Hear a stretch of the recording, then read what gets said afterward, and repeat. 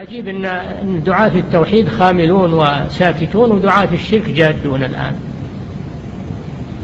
دعاة الشرك والبدع جادون الليل والنهار وينفقون الأموال ولا ييأسون ولا يتعبون، وأما دعاة التوحيد هم قلة وخاملون ومتخاذلون أيضا فيما بينهم. المصيبة جاءت المصيبة من هذا النوع. نعم.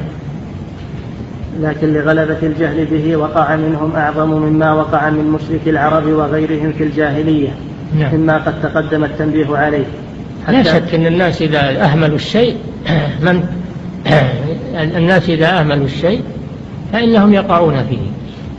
أنك إذا ما عرفت الخطر ولا عرفت مكان الهلاك فحري أن تقع فيه. فإذا الناس نسوا الكلام في الشرك وتفاصيله ومعرفته وقعوا فيه، لا سيما والدعاة إليه نشطون، والشرك موجود ويشجع من قبل أهله ومن قبل الكفار. الكفار الآن يدعمون دعاة الشرك دعم هائل، يدعمون الفرق الضالة، ودعاة الشرك والبدع تدعمهم الدول الكبرى دعما هائلا تركزهم في المناصب كل هذا من أجل اجتثاث الإسلام من أصله، لأنه إذا ذهب التوحيد ما بقي إسلام. لو تصلي الليل والنهار وتصوم وتحج وتعتمر وتبذل الأموال وهو على غير توحيد ما أفاد شيء.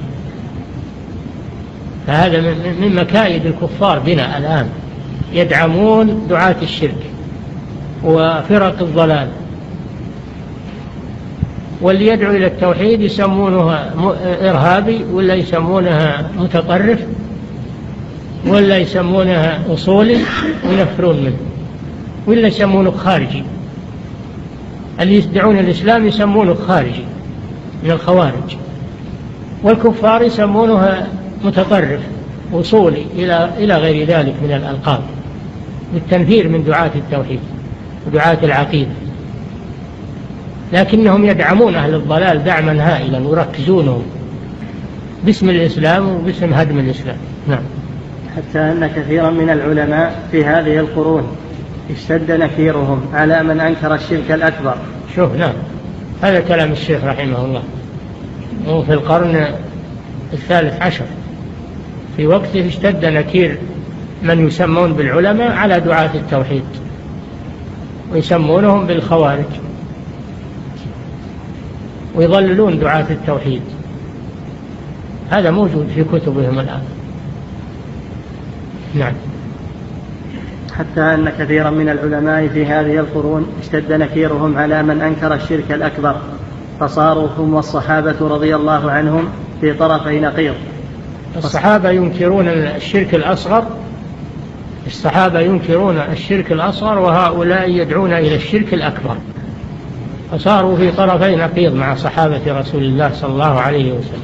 هذا حذيفة بن اليمان سمعتم أنه قطع الخيط وقال: وما يؤمن أكثرهم بالله إلا وهم مشركون، مع أن تعليق الخيط من الشرك الأصغر. وهؤلاء يدعون إلى الشرك الأكبر صراحة باسم محبة الأولياء والصالحين والإيمان بكراماتهم، وأنهم يكونون وسائل بينهم وبين الله، يسمون الشرك بغير اسمه. نعم.